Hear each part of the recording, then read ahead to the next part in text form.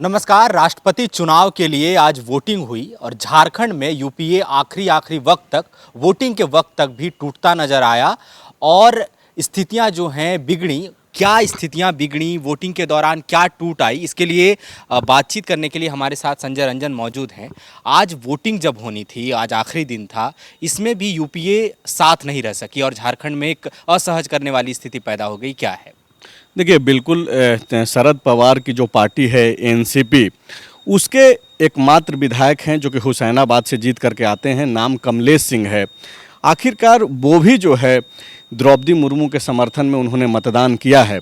हम लोग जब इस चर्चा की शुरुआत कर रहे हैं, जैसा कि आपने कहा कि यूपीए आखिर वक्त तक जो है टूटती हुई नज़र आई, वो दरअसल दर्शकों को बताना ये ज़रूरी है कि यूपीए खेमे में रहने के बावजूद आपको भी मालूम है कि हेमंत सोरेन की पार्टी झामुमो जो है वो द्रौपदी मुर्मू को वोट किया, लेकिन जो उम्मीद दिख रहा था कि एनसीपी खास करके इसलिए क्योंकि शरद पवार खुल करके यशवंत सिन्हा का समर्थन कर रहे थे। शरद पवार, उनकी पार्टी, ममता बनर्जी और ये लोग ही जो है मुख्य चेहरे थे जो कि यशवंत सिन्हा के लिए लॉबी कर रहे थे। इवन जो उनकी जो उम्मीदवारी तय हुई थी यशवंत सिन्हा की, उसमें भी इन लोगों की ही सबसे बड़ी एक तरीके से कहें कि भूमिका रही। लेकिन आज जो सिर्फ जेएमएम इस सेंटर में रहा कि भाई यूपीए में रह करके आप द्रौपदी मुर्मू को समर्थन कर रहे हैं जो कि एनडीए की वो उम्मीदवार हैं। हालांकि जो आंकड़े थे ऑलरेडी एनडीए के पास थे, मतदान एक प्रक्रिया महज रह गई थी, क्योंकि जो भी आंकड़े दिख रहे हैं वो स्पष्ट है कि द्रौपदी मुर्मू राष्ट्रपति बनने जा रही हैं और वो कुछ दिन में 21 तारीख को जो है वो स्पष्ट हो जाएगा। लेकिन एनसीपी जो कि यहाँ पे महागठबंधन सरकार को उसने समर्थन भी जाहिर किया है, जैसे ही हेमंत सोरेन के नेतृत्व में जो है सरकार बनी थी 2.5 वर्ष पहले, उस समय भी एनसीपी ने जो है बगैर मांगे समर्थन दिया था। वो इसलिए क्योंकि वैचारिक दृढ़ता जो कि एनसीपी के जो मुखिया हैं शरद पवार, वो जो लगातार दिखाने की कोशिश करते हैं, दिखाने की कोशिश इसलिए क्योंकि आपको पता है कि ज़्यादातर पार्टियों में अब वैचारिक दृढ़ता वाली कोई बात रही नहीं। हम लोग लगातार खबरों के जरिए या फिर दर्शक जो है वो देख और समझ रहे हैं कि भारतीय राजनीति किस दिशा में जा रही है। कमलेश सिंह एक दिन पहले आजसू सुप्रीमो सुदेश महतो से मिले थे। इसको आप ऐसे समझिए कि झारखंड लोकतांत्रिक मोर्चा करके जो है पिछले सत्र के दौरान जो बना था, उसमें कमलेश सिंह एनसीपी के जो इकलौते विधायक, आजसू के जो 2 विधायक हैं, अमित यादव जो कि निर्दलीय विधायक हैं, और सरयू राय, ये सारे लोग जो है मिल करके एक मोर्चा बनाए थे ताकि जनता की बातों को जो है रखा जा सके फोरम पे। अगर इसको एनसीपी और इन सब चीज़ के अलावे भी देखा जाए तो आप देखिए कि झारखंड लोकतांत्रिक मोर्चा के 5 विधायकों ने जो है एनडीए को वोट किया। सरयू राय भी आखिर तक बोलते रहे कि हम अंतिम समय में जो है वो राष्ट्र हित के देखते हुए अपना फैसला लेंगे। जो खबरें हम लोगों तक पहुंची है कि बीजेपी के बड़े नेता धर्मेंद्र प्रधान का एक फ़ोन आया कल रात, और उसके बाद जो है सरयू राय जी से बातचीत हुई, और पहले से भी सरयू राय जो है एक तरीके से आश्वस्त थे कि उनको फैसला किस तरीके का लेना है। तो सरयू राय ने भी जो है वोटिंग किया द्रौपदी मुर्मू के ही पक्ष में। दर्शकों को एक चीज़ और अपडेट करा देते हैं कि चूँकि 80 विधायकों ने जो है आज मतदान किया झारखंड विधानसभा में। क्योंकि सबको पता है कि 81 विधायक है झारखंड विधानसभा में, लेकिन एक विधायक जो सिंधरी से जीत करके आते हैं, इंद्रजीत महथा, जो कि बीजेपी के विधायक हैं, वो लंबे समय से बीमार चल रहे हैं, हैदराबाद में उनका इलाज चल रहा है। ऐसे में वो मतदान प्रक्रिया से दूर रहे, वो मतदान में हिस्सा नहीं ले सके। लेकिन 80 विधायकों ने जो है मतदान में हिस्सा लिया और ज़्यादातर विधायक, इवन 60%, जो 60% इसको नहीं बोल सकते हैं, 60 विधायक जो है वो भी एनडीए के समर्थन में जो है वोट किया। बाकी का जो 18 विधायक जो कांग्रेस के हैं, वो प्रदीप यादव को जोड़ते हुए जो 18 विधायक हैं कांग्रेस के, उसने यशवंत सिन्हा को वोट किया। एक माले के जो विधायक हैं बगोदर से जीत करके आते हैं, उन्होंने यूपीए के जो कैंडिडेट थे यशवंत सिन्हा, उनके समर्थन में वोट किया। राजद के विधायक जो हेमंत सोरेन सरकार में मंत्री भी हैं, सत्यानंद भोक्ता चतरा से जीत करके आते हैं, उन्होंने यूपीए के कैंडिडेट यशवंत सिन्हा को वोट किया है। बाकी का जो 60 लोग हैं, 60 विधायक हैं, उन्होंने एनडीए को वोट किया है। ये संख्या एक जो जैसे कि आपने एनसीपी के रुख की बात की, निश्चित रूप से आपने कहा कि शरद पवार ही एक तरह से देखेंगे कि इस बार यूपीए के अगुवाई अगर कह लें तो गलत नहीं होगा, क्योंकि कल जब उपराष्ट्रपति पद का उम्मीदवार घोषित करना था उनके ही आवास पर ये मीटिंग बुलाई गई। उन्होंने ही बाहर आकर मीडिया में ऐलान किया कि मार्गरेट अल्वा जो होंगी उपराष्ट्रपति की उम्मीदवार होंगी। जब महाविकास अघाड़ी गठबंधन टूट रहा था और वहाँ पर उनके शिवसेना के विधायक अलग हो रहे थे, उस दौरान भी वो लगातार कहते रहे कि हम महाविकास अघाड़ी रहेगी और हम उद्धव ठाकरे वाली जो शिवसेना है उसके समर्थन में रहेंगे, यशवंत सिन्हा को लेकर भी।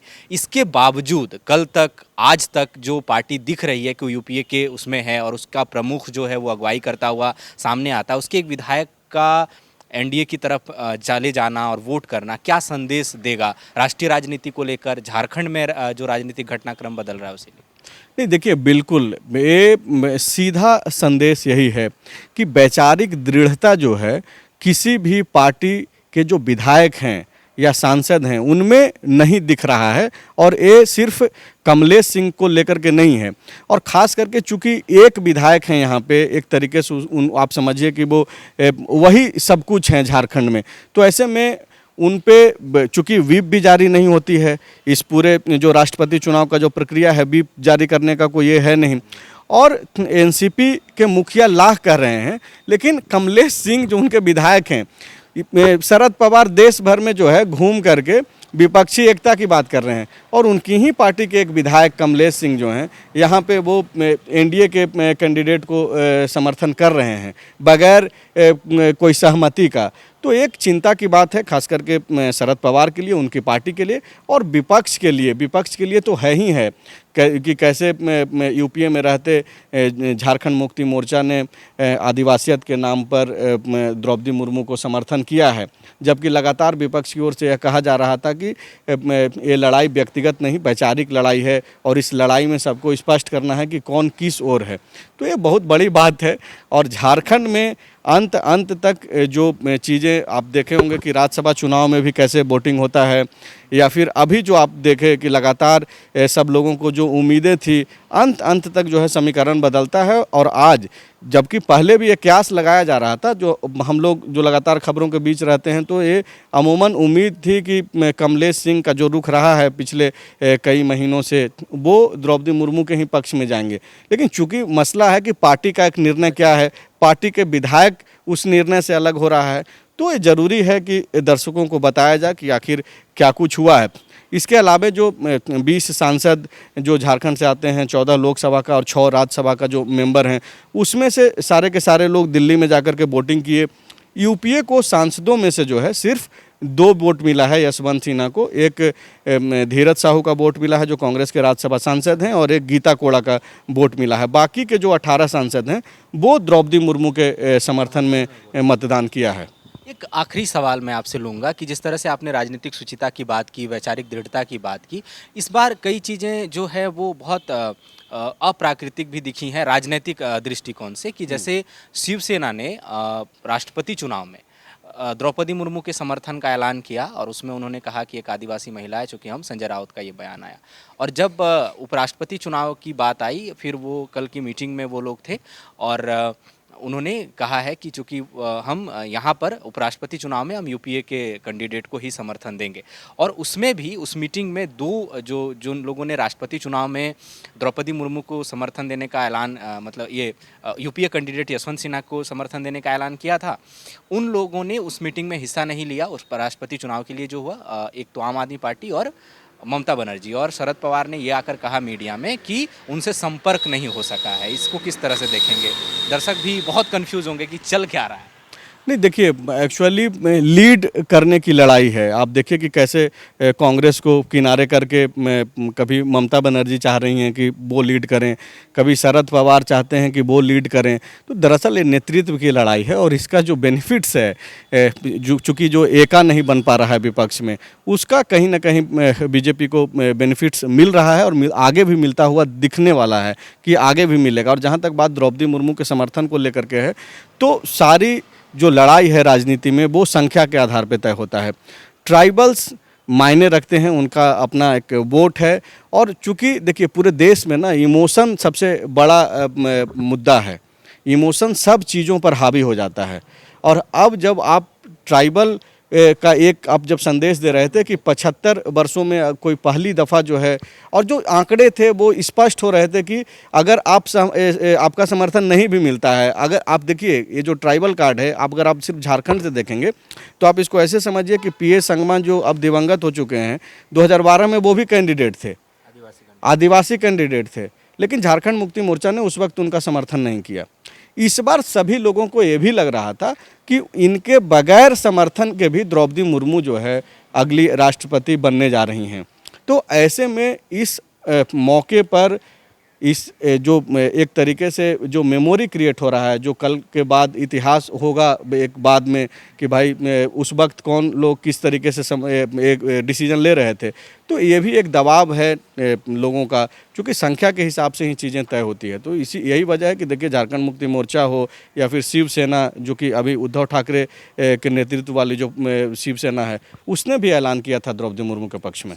जी, तो देखिए जो पूरी बातचीत हमारी थी, इसका पूरा जो लब्बो-लुआब यही है कि राजनीतिक शुचिता का अभाव तो हो रहा है कि कोई किसी समय पर राष्ट्रपति पद के लिए किसी और के समर्थन का ऐलान करता है, लेकिन उपराष्ट्रपति के लिए किसी और का। और जो इतिहास लिखा जाएगा कि पहली आदिवासी महिला राष्ट्रपति बनेंगी, तो सब सोच रहे हैं कि एक-एक पन्ना उस इतिहास की किताब का हम भी लिख दें। और इसी तरह से जो हुआ आज कि वोटिंग के दौरान झारखंड में जो एनसीपी के विधायक हैं, उन्होंने द्रौपदी मुर्मू का के समर्थन में वोटिंग किया। और ऐसे वक्त में जबकि उनके जो नेता हैं शरद पवार, वो इस समय पर यूपीए गठबंधन की अगुवाई करते दिख रहे हैं, चाहे वो राष्ट्रपति कैंडिडेट का ऐलान करना हो या उपराष्ट्रपति कैंडिडेट का ऐलान करना। अब जब चुनाव के नतीजे आएंगे तो ये लगभग तय है कि देश को पहली महिला आदिवासी राष्ट्रपति मिलने जा रही हैं। और उपराष्ट्रपति के लिए कल जो है नामांकन दाखिल करेंगी मार्गरेट अल्वा, जो यूपीए की कैंडिडेट हैं, और जो एनडीए के कैंडिडेट हैं जगदीप धनखड़, उन्होंने आज ही नामांकन